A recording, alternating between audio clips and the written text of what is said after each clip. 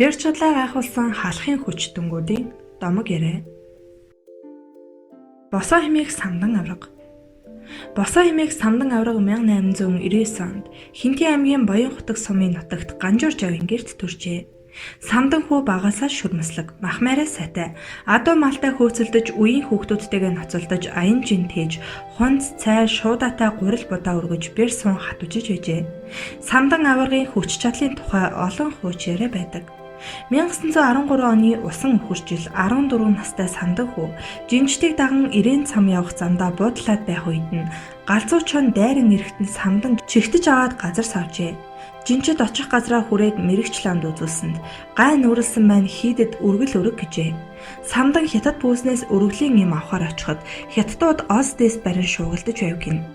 Тэнд нэг луус чичирч байхаар нь шууд очоод барьж аваад мушгаад унгаж толгой дээр нь гараад авах үед хятадууд Озоор хүлэн авчээ.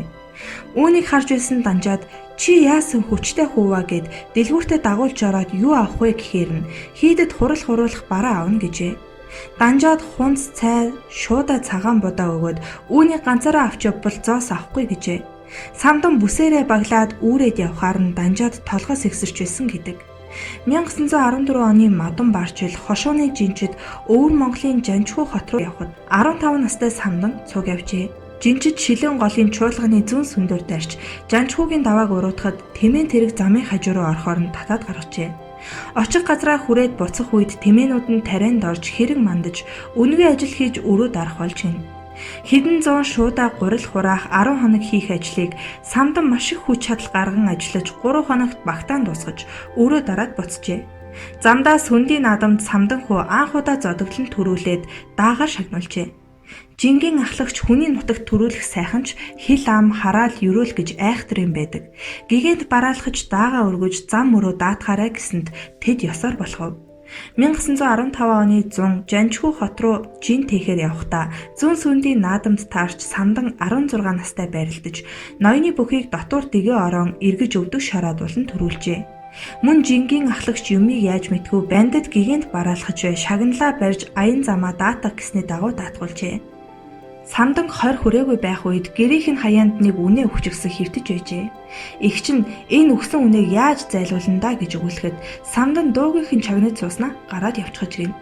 Самдан хүү өгсөн үнэнийг дэргэд ирж хормоогоо шуугаад дөрвөн хөлөөс нь татан нуруугаар нь дээш харуулснаа шилднээс нь 2 гараараа базаж ураад 1 2 3 гэд хүчлэн өргөж газраас хөндийрүүлэн нилээд явснаа тэр чигтэн чирсээр гэрээс холдуулчаад орж ирж байжээ. Энэ үеэс л нутгийн хүмүүс Ганжуур Жавын бор хүү бүх олон шүү хэмээн ярилцдаг болсон гэдэг. Самдан авраг нэг өгөл баян түмэнд ачаа хүрэхээр жинд явжээ. Цас орчихсан халтаргаатай ч үеэж өндөрлөг өөд тэмээ хөсөг өгсөн араас нь самдан дагаад гэлдэрч явж гин. Тэдний араас хар утаа хаялж хахир дуу хөнгөнөөсөн ачааны том машин зэрэгцээ дэртэл нэг тэмээн үргэж тонгочоод ачаатай тэрэг нь машин шүргүүлж бяц өсөрчээ. Орос жолооч огт тоосон янзгүй цаашлан явахыг хараад самдангийн уур хурч морио гуйдан ухас хийгээд машинтай зэрэгцэн очиутаа мориноос үсрэн бууж машины твшний дээгүүрээ төмөр бэхэлгээтэй зузаан баанзнаас шүүрэн барьж хөлөөрөө газар уллаад таттал твшний арын хаалт зад үсрэн санжганжээ. Самдан түүнийг сугавчлан үгзэрдэл машин ч хүч алдан зогссон гэдэг. Мөн самдан нутгийн хідэн залуугийн хамт адуун дээр очиод эмнэг хангал барьж сургах болжээ. Хэсэг адууг морьтой хүмүүс хөөж шургуулхад нутгийн нэртэй уургач уртаа эмнэг хязаалан үрээ уургалчгаж гин. Эмнэг үрээч цогчин зүтгээд байж самдан оосрлож авахаар хазаараа барьж уургийг дамдан очоод чигтэд авах гэтэл уурганы хувь тасран үрээ цааш ухс хийхэд мань нэр хүзүүгээр нь өрөөсөн гараар тэврээд таттал эмнэг адуу эргэж хөдөлж чадахгүй хөх махан чичрэн зогсож байжээ. Ийхүү самдан эмнэг адуугаа хазаарлан авч номорхулсан гэдэг. Самдан нэг өвөл хідэн нөхдийн хамт хөвчрөө барилгын дүнс түлээ модны жинд явжээ. Хідэн тэмээн тэргэнд мод ачаад буцаж явтал уулын бэлэн өрөө хажуу газар нэг тэрэгнийхэн чих хуг өсрөн дугуун яжигнаж голоос молтрон унах үед хажууд нь явсан самдан ухсгийж очоод ачаатай тэрэгний араас шүүрэн авч сэгсэдэл өргөж байгаа дугуйг хийлгэж бэрэ гайхуулж байжээ. Нэг жил самдан дотор газар нөхдийн хамт жин тээж очоод ачиж утсан арьс шир ангийн үс зэрэгээ тушааж оронд нь бараа авах гэж хэд хоног хүлээх хэрэг гарчээ. Тэгээд л хүний газар зүгээр суугаад яах вэ? Ажил хийж хідэн Янчаан олцгоё гэж ярилцаад хийх ажил ирж явсаар шуудатаа гурил нуруулдаж хураахаар болчихно. Хэдүүлээ газраар нэг хөвлөрөх их гурилаас заасан хэмжээгээр нь үрж хурааж эхэлжээ. Гурилын нуруу дээшилсээр өөрсдийнх нь нуруунаас өндөр болоход самдан хідэн найзаа хураасан гурил дээр гаргаад өөрөө доороос нь шуудатаа гурилыг шидэж өгсөр байгаад гурилаа хурааж дууссан гэдэг.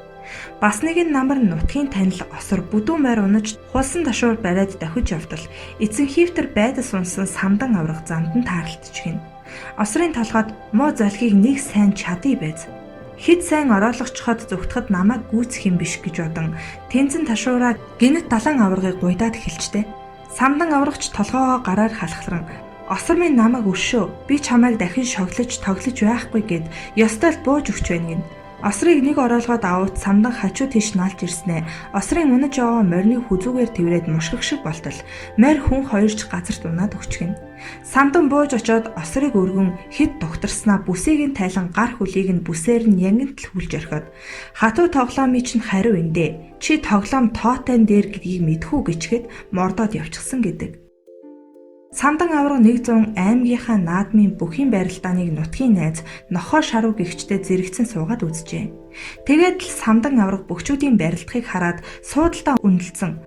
Мөнхөө алив гүйцээ гэдэл хашгирч байх юм гин. Нутгийнхаа нэг залуу бүхийг учраа бөхтөө тахимдуулаад онохт нь "Хилээгүй юу" гэд хажуудах шарвынхаа гуйн дээр алгадаад орхитол найзынх нь хөл хугарчих уу гэлтэй янгнаад явчихж гин.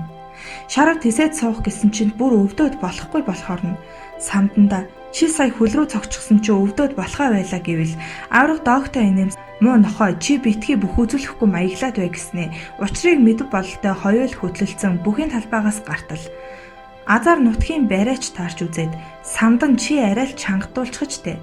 Наадах шарвын чинь хөлийн эрээн булчин сунчихсан байна" гэд гипс барьж засаж өгсөн гэдэг. Самдан авраг улсын чанартай том наадамд 12 удаа зодоглохдоо 2 төрүүлж 3 үзүүлэн 7 шүгүрсэн бөгөөд аймгийнхаа наадамд 7 төрүүлж 3 үзүүлэн сумын орон нутаг овоо дахиалгын наадамд 24 удаа төрүүлж босоо бүх гэдгийг харуулж энэ хүндтэй цолонд хүрсэн бүх юм. Самдан авраг 1 м 90 см өндөр, хөрслөг зузаан биетэй, гараа дэвээ сайхантай, хашиж цохих, хамж өргөх, халж суйлах зэрэг мөхийг сайн хийдэг бүх хэжээ. Самдан авраг уужиг өвчнөд нэрвэгдэн ухаан муудаад байх үедээ давхар дээвэр дан туурахтай 4 хантай гэрээг ханны чирээр атхан яжигнуулан өргөж доогуур нь шагааж хараад тавьж исэн гэх яриач байдаг. Самдан авраг өвчнийхөө улмаас 1947 онд таалал төгсжээ.